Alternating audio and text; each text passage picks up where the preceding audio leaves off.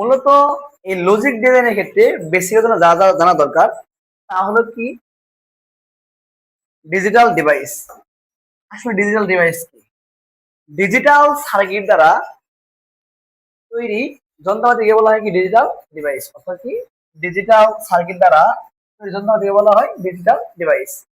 এখন যদি বলা হয় ডিজিটাল সিস্টেম কি, ডিজিটাল সিস্টেম হলো বুলিয়ান অ্যালজেব্রায় সকল কিছু ডিজিট বা অঙ্ক দ্বারা পরিচালিত হওয়াকে বলা হয় ডিজিটাল পদ্ধতি বা ডিজিটাল সিস্টেম।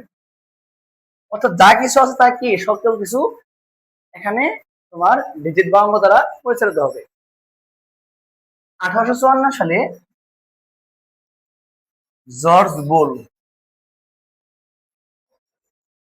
তার দুইটি নীতি প্রদান করেন। একটি হলো কি সত্য হলো বাইনারি 1, মিথ্যা হলো বাইনারি কি 0। তিনি সত্যকে বাইনারি 1 দ্বারা প্রকাশ করেন, মিথ্যাকে বাইনারি কি দ্বারা প্রকাশ করেন 0 দ্বারা প্রকাশ করেন। এখন কথা হলো ধরো অন, এটা ফ্যান ঘুরছে, এখানে ফ্যান অন আছে, অন থাকলে কি বোঝাবে 1 অর্থাৎ সত্য। এখন অফ আছে, এটা দ্বারা কি বোঝাবে মিথ্যা। আবার খেয়াল করো এই যে 1 0 এবং 1 একটা ভোল্টেজ আছে, ভোল্টেজটা কি 0 এর ভোল্টেজ হলো 0 থেকে 0.8 ভোল্ট পর্যন্ত। 0 ভোল্টেজ কত? 0 থেকে 0.8 ভোল্ট। অপরদিকে 1 এর ভোল্ট হলো 2 থেকে 5 ভোল্ট পর্যন্ত। এই 0 তার ভোল্টেজ কত? 0 থেকে 0.8 এবং 1 এর ভোল্টেজ কত? 2 থেকে 5 ভোল্ট। এখন কথা হলো এই যে যদি বলা হয় তোমাদেরকে 0 এবং 1 বুলিয়ান অ্যালজেব্রা যে 0 এবং 1 আছে এর মধ্যে পার্থক্য কত ভোল্ট? খেয়াল করো, পার্থক্য যদি বলতে যাই তাহলে দেখো 0 থেকে শুরু, এটা হলো 0 ভ্যালু, লাস্ট কত 0.8। এখন 1 মাঝখানে ফাঁকা, এখানে কত 0.8, 1 এর চেয়েও কম। এখানে 2 থেকে শুরু, 5 এ গিয়ে শেষ, মাঝখানে কি এটা 1 এর ভ্যালু, অর্থাৎ 1 এর ভোল্টেজ। 0 ভোল্টেজ হলো 0 থেকে 0.8 আর 1 এর ভোল্টেজ কত 2 থেকে 5। এখন এর মাঝখানে পার্থক্য কত? পার্থক্য হলো আমরা এই যে 2 আছে, এখন দেখো এখানে 2 আছে, 2 থেকে 0.8 বিয়োগ করব, তাহলে যে মানটা পাবো সেটা হলো কি আমাদের এই 2 এবং 0.8 এর পার্থক্য, অর্থাৎ 0 ও 1 এর ভোল্টেজের পার্থক্য কত? পার্থক্য হবে 2 মাইনাস 0.8 ইকুয়াল টু 1.2। পার্থক্য হলো 1.2 ভোল্ট। যদি বলা হয় 0 এর ভোল্টেজ কত? 0 ভোল্টেজ হলো 0 থেকে 0.8। আবার যদি বলা হয় 1 এর ভোল্টেজ কত? 1 এর ভোল্টেজ হলো 2 থেকে 5।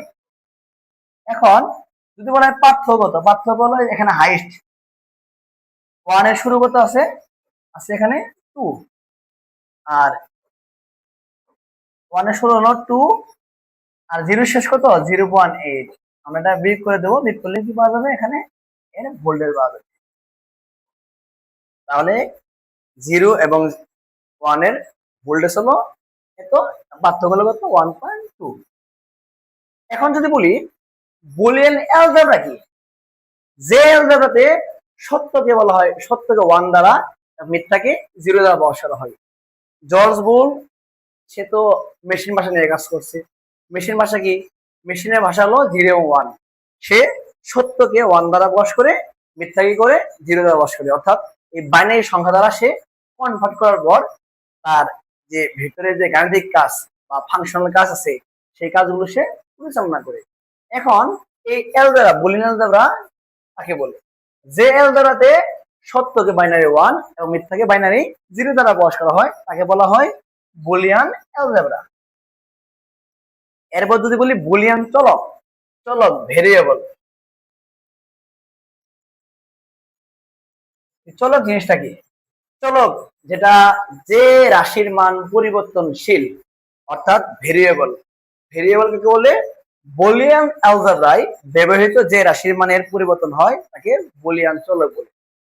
এরপর যদি বলি ধ্রুবক, ধ্রুবক কি? কনস্ট্যান্ট। কনস্ট্যান্ট অর্থ ধ্রুবক। যে রাশির মানের পরিবর্তন হয় না তাকে বলা হয় ধ্রুবক। বুলিয়ান অ্যালজেব্রায় যে রাশির মানের পরিবর্তন হয় না, সো এখানে মিস্টেক হয়েছে, এখানে হয় না হবে, হয় না, তাকে বলা হয় কি? বুলিয়ান ধ্রুবক। এখন চলক এবং ধ্রুবকের পার্থক্য এক্সাম্পল শুনুন। এ একটা চলক, বি একটা চলক, এক্স একটা, ওয়াই একটা, এগুলো চলক। কারণ কি? এ বি সি যা কিছু আছে এই অক্ষরগুলোর একটা নির্দিষ্ট মান নাই। আমরা যে মান বসাবো সে মান ধারণ করি। অপরদিকে ধরো পাই, পাই প্লাঙ্কের ধ্রুবক এইচ, এখানে এই মানগুলো একটা নির্দিষ্ট মান আছে। পায়ের মান কি? 3.1416 এবং এইচ এর মান ধরো 6.626 ইনভার্স 34। এই মানগুলো একটা নির্দিষ্ট মান আছে, এগুলো কি হবে? আমাদের বুলিয়ান ধ্রুবক। অর্থাৎ শর্টকাট, যে রাশির মানের পরিবর্তন হয় না তাকে বলা হয় ধ্রুবক, আর যে রাশির মানের পরিবর্তন হয় তাকে বলা হয় কি? চলক।